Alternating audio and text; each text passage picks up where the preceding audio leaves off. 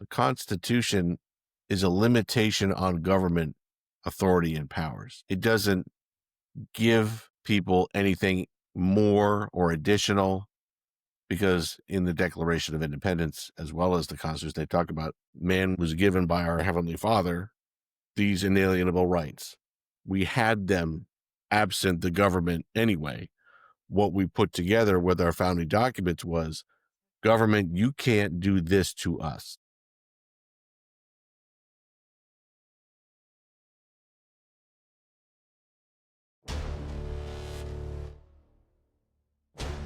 Welcome to the Republic Podcast, where history meets scrutiny and facts matter.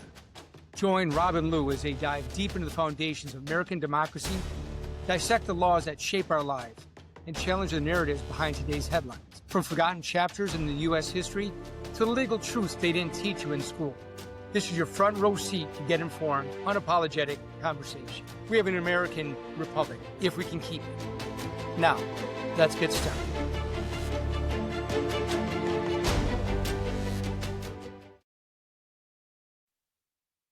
It does taste like victory.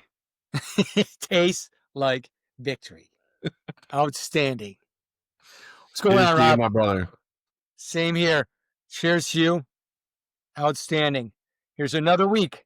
Greetings, everyone out there in interweb world. Glad to have you aboard. For the interwebs. Love having you aboard.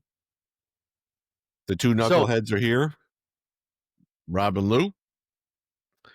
And we are following up on our last discussion. We were talking about the First Amendment. And we're talking about freedom of speech. And there's a lot of interplay with things that are going on in the news, things that are going on in our world. Seems like things are becoming even more accelerated when talking about all of these things. So I'm glad we're getting into the weeds and doing it. Right. And it's a lot of it, commentary on some of the things when Rob and I took our trip to Europe, is seeing some of the things and really talking about how really fortunate we are to have the First Amendment and freedom of speech, where, again, it's baked into the cake. It's it's in our Constitution. And whether you love it or hate it, it's there. And really just seeing and interacting with people overseas, it's amazing because they don't have the same protections, the same freedoms. And, they rely upon the government, and what the government gives, the government can take away. And so that's why we're very fortunate.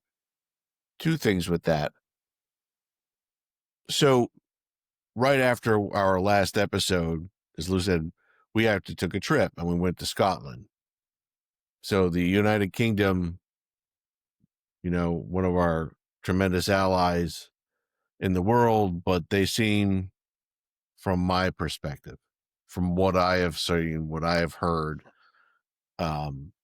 is that their government has become much more dictatorial. Hearing stories about whether you love him or hate him, Tommy Robinson, whether you love him or hate him, people, Keir Starmer, the prime minister, who is looking to lock up people for transgressions that might seem to be offensive to somebody somewhere. When you have police officers knocking on doors, and we've seen the videos of this on the lovely interwebs, knocking on doors looking to harass and interrogate 10-year-old kids who have cell phones, who simply either forwarded some message that they got or happened to like it or whatever it might be. If that's where your resources are going with the police, we have some issues. And the second thing was, when Lou got off the plane, he was picked up by a taxi driver, and his stories about that were just tremendous. And Lou, take it from there. Yeah, no, I mean, it was, my wife and I were traveling along with Rob and his wife, and we're very open about our feelings on certain things and stuff like that. And we were on in the taxi, and we were just talking, and the taxi driver, very nice guy, very cordial. But was a little reserved. I mean, when we were talking about, some of the things we saw about going on in the UK and everything else, very reserved until we sort of let loose that, yes, we were Trump supporters and that we love America and that we believe in freedom of speech and everything. And all of a sudden he's like, "Oh my God, you mean I can actually talk?" And just laid it out. And just it was amazing. I mean, where he's just like, yeah, it was really sort of insane. I mean, one thing I was totally impressed with, this guy knew more about our own history and our own laws in the US than I think our kids do. In fact, I think most people do. And just because he was just so fascinated with the United States and about everything. But when we talked about the First Amendment and everything else, and just he was like, you guys, you don't really understand the protections and how awesome that is that you have this where whether it's always tough when you have people that is it okay to defend somebody, is it okay to do this, is it okay to do that. Okay, it might suck to like, intentionally offend somebody or intentionally, do something to harm someone or like, to say something that's unkind. Right. But at the same time, that's freedom of expression. And you have to take it the good with the bad. You can't differentiate. And that's what we've talked about. And, I could go off on stories about where we mentioned before with when I was within a town council for my old town, we had discussions about the First Amendment and flags, flying the flags, where somebody wanted to fly certain flags. And I said, well, you understand, you fly these flags, we have to let them all fly.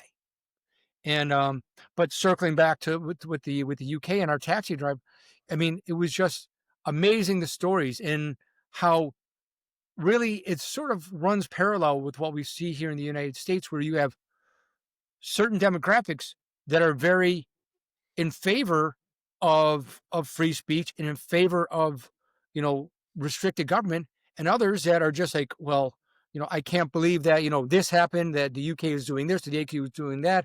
We really should stay part of the EU. Brexit was a mistake, and you got other people that are like, holy shit, Brexit is we need it. It was the best thing ever. We just need them to enact it. So, but the bottom line is what we've been saying all along is you need to be able to talk. You need to be able to speak freely to one another to get to the bottom line.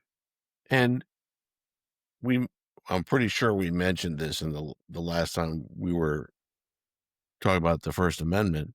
It is no coincidence that the very First Amendment to the Constitution has these as the protections afforded to its citizens: freedom of speech, freedom of expression, freedom from the establishment of religion, freedom um, to seek redress from your government.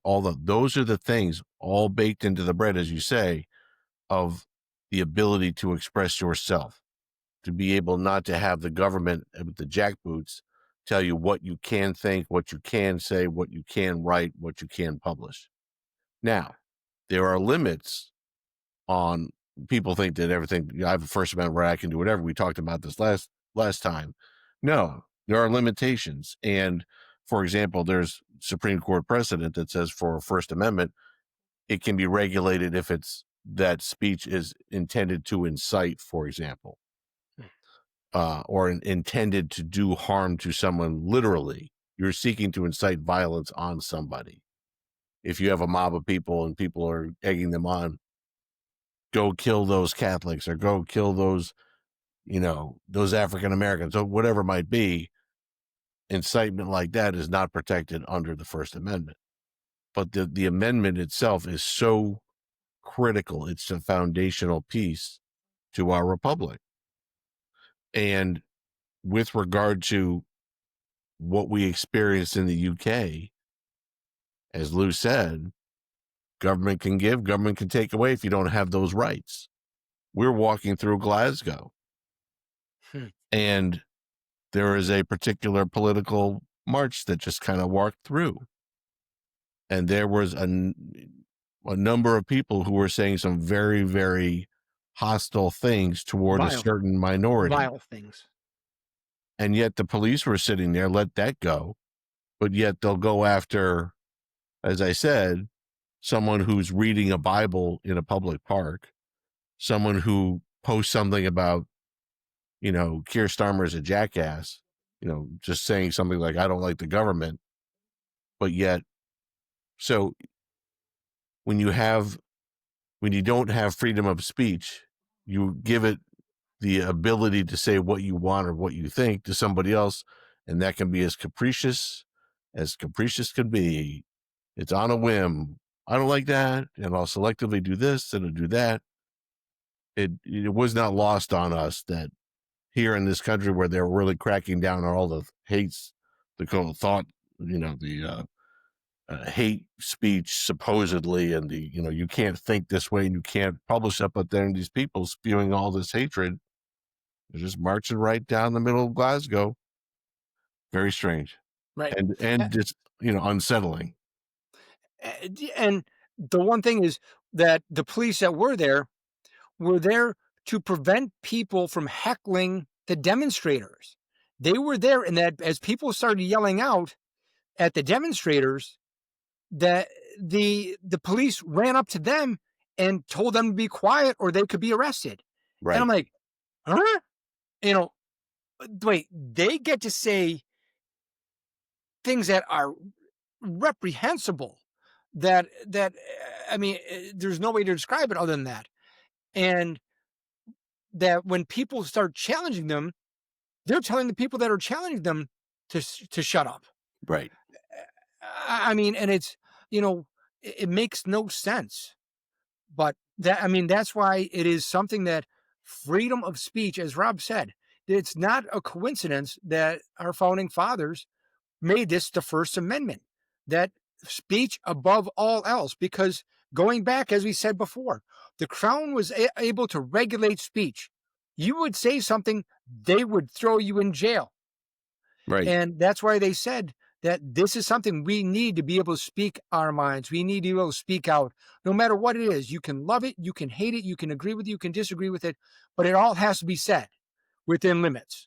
Again, so long as it's not designed to incite violence, so long as it's, that the government has certain time, place restrictions, but that's something completely different.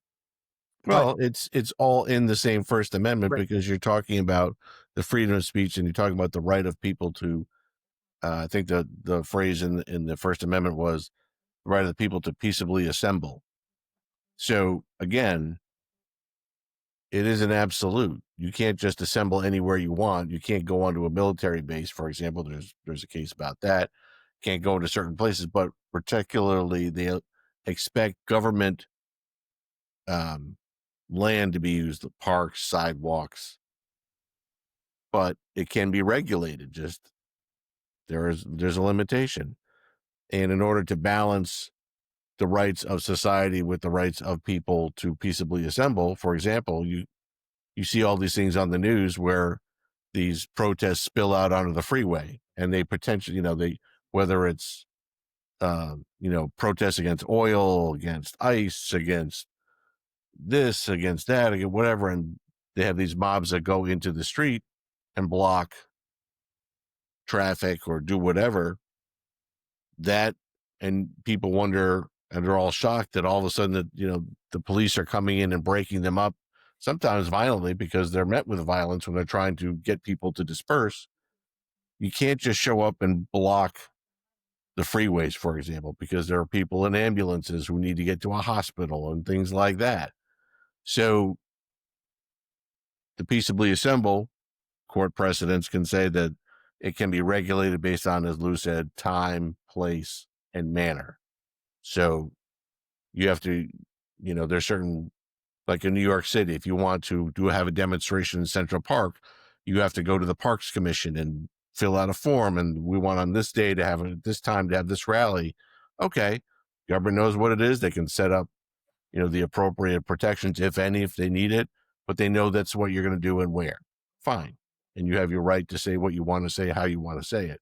You just can't block Fifth Avenue or block whatever it is around whatever the hospitals are, just because that's a safety problem then. And if you do, expect to, get pushback and for the police to come to remove you, and for people to say, "Oh, you can't do that," that this is my First Amendment right. Again, yes, you have an absolute First Amendment right to say what you want, but it's a matter of we can restrict where you say it and when you say it and how you say it and what you do.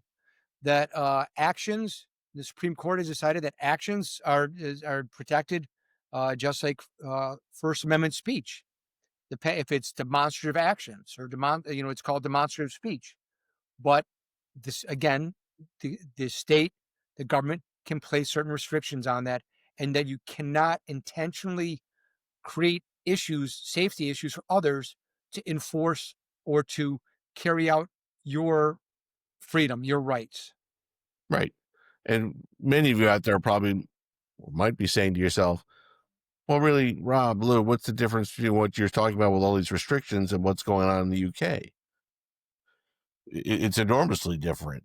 I mean, we're not trying to give you the idea that here in the United States that there's no free speech, that everything's restricted and you have to do it at this place at this time and only at this place at this time. No, no, no, that's not it at all. We're talking about if you have a big mob of, you know, 100,000 people or 10,000 people or whatever else, the authorities need to have an understanding what's going on because there might be issues, whatever. But you have the right to say what you want to say as long as it isn't inciting violence, which is a big difference than the UK, where it seems to be arbitrary and capricious as to, well, we're going to investigate because little Betty over here in the 7th grade, got her first cell phone and thought it was pretty cool to go on Instagram and hit a like button for one thing. Now she's got the police are showing up at her door just simply because she liked a video that said Keir Starmer's an idiot, the prime minister. There was a story I read. I believe it to be true. I don't know, but I'm listening to the media response. This is probably about 8-10 months ago, I think. There was a woman who was standing on the road with a Bible reading it. And the police came up to her. What are you doing, ma'am? She's like, I'm just reading the Bible. Are you actually saying prayers? Yes, we have to arrest you then because that might be offensive to some people walking by. But they allow certain other religious rituals to happen out in public and do nothing about it. Right. And with It's all, I'm not trying to step on a landmine, but I saw this actually today in Canada that there was a gentleman who posted onto his social media account. He said, I received a notice from my daughter's public school. She's in, I think, what would equivalent to be a 4th grade class, asking parents not to pack any pork products in their lunch. So no ham sandwiches or anything, no bacon, because that's offensive to other people. Now, this is not meant to step on the landmines. It seems to me that if the next step in the statement that was given to this gentleman was that if there are continued transgressions, the authorities may need to show up. That's where we get into the whole, we have a problem with the First Amendment here. We have a problem with all those freedoms, which they don't have in Canada, which is we take for granted here. I don't know how many times it would be acceptable if that schools here were to say to people, by the way, Jimmy can't come in with, I don't know, whatever, whether it's ham, whether it's turkey, whether it's this or that. The difference between, for example, peanut allergies, that's a right. health concern. A dietary concern is a choice. And it may be a religious choice, but that doesn't mean that it infringes upon everyone else's right.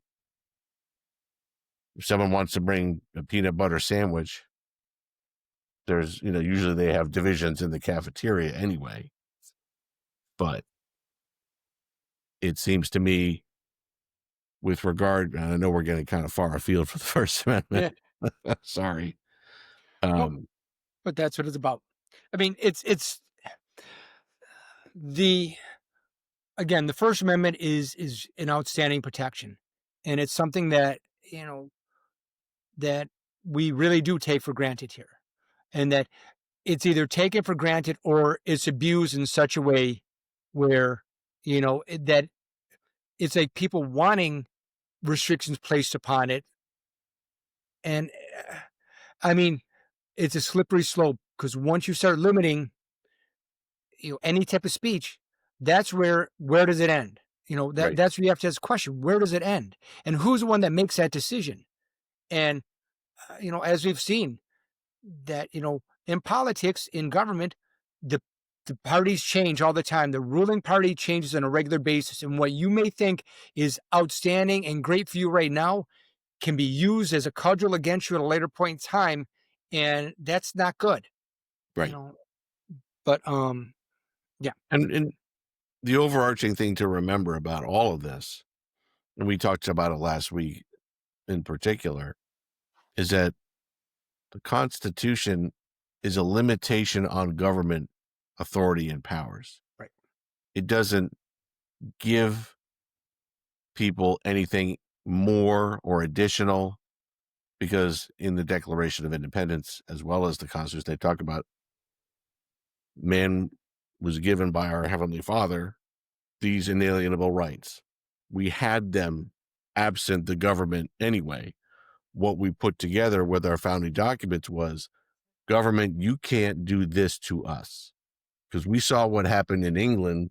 That's why we left there to come in and establish our own country here in the New World. Right. I mean, absolutely. It's something where we already have these rights that the Constitution just basically put it down on paper to remind everybody, hey, that these are our rights. These are inalienable. These are ones that we have regardless, absent government. And that, Rob summed it up perfectly. The Constitution is a limit on government. It does not grant powers. It does not grant freedoms. It creates restrictions on the government.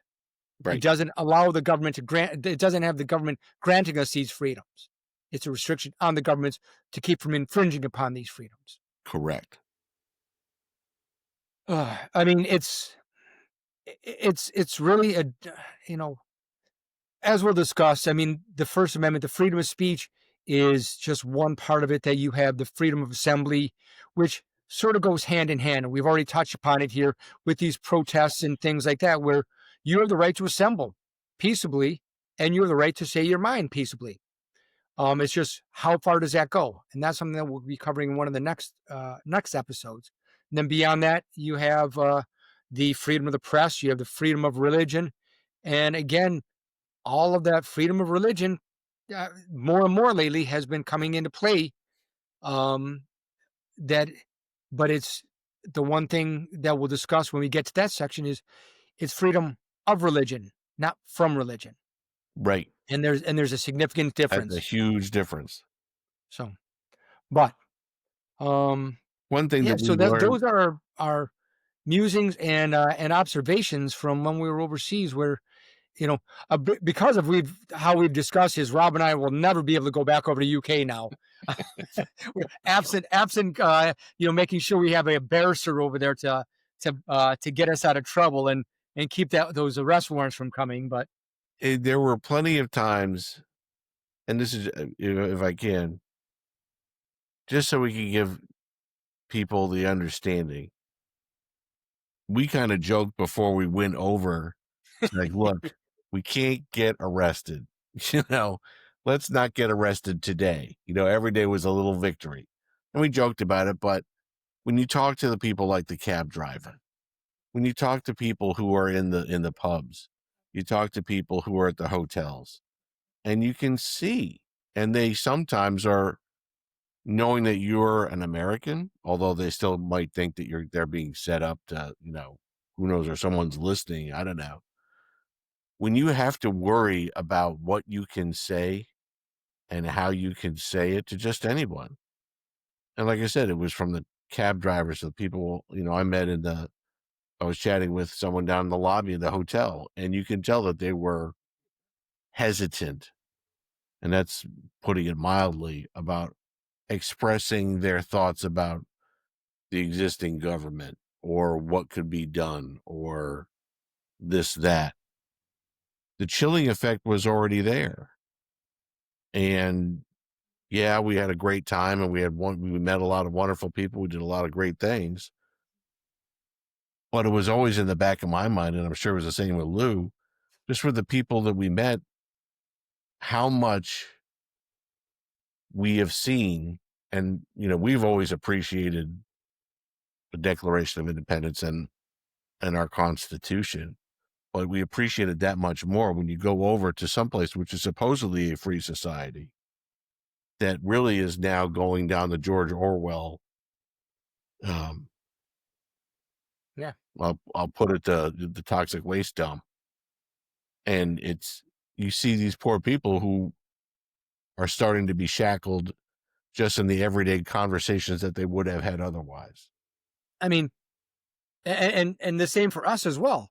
We had to be careful about how we spoke to each other in public and express our opinions on certain things. The people that we were with, we had to be careful about. I mean, another example is I had a T-shirt that had a QR code on it that had a certain political message if you scanned it.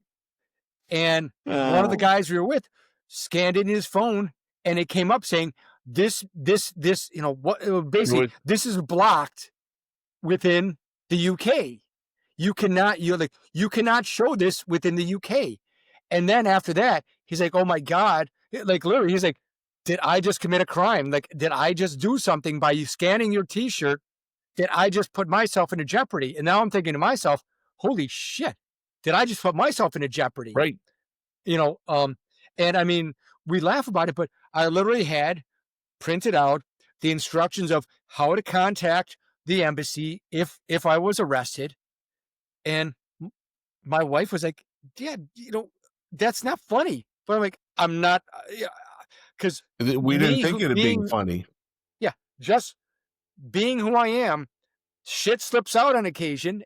And, it could be out in the middle of somewhere that I'll say something offhand, not thinking about it. And next thing I know, Mr. Luba, we have a warrant for your arrest. Can you come out, please? Or there'll be a little bit more nicely.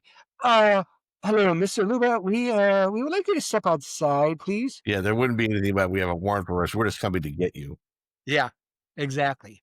But yeah, no, there was during that particular episode, we really, for about a good 30 seconds to a minute, after we saw that there had been a government restriction put on that particular video that wasn't there before in the United States, but in Britain, it came up.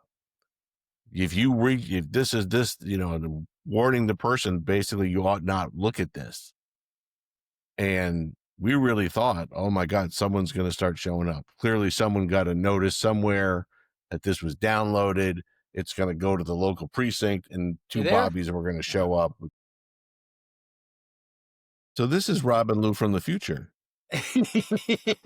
So after the powers that be were actually listening to us and cut Rob off before he was able to finish his statement. So what he was saying is that it really was a pretty hairy situation where, we really were concerned that did I actually get us in trouble for doing something, which wouldn't be a surprise, but not the first time, but won't be less, but it probably would have been more severe. Oh yeah. But yeah. I mean, we talk about it all the time, and we must have said it at least 20 times over last week, as well as today. People take the First Amendment protections that we have here in this country for granted all the time. And when you go to a place where it's not there and it's not, those protections are not in place, you really feel the difference, and you notice the difference, and you realize and appreciate, or at least you ought to, why our founding fathers thought it was such a priority to have that in the First Amendment. So God bless our founding fathers for having the foresight that they did, right? So,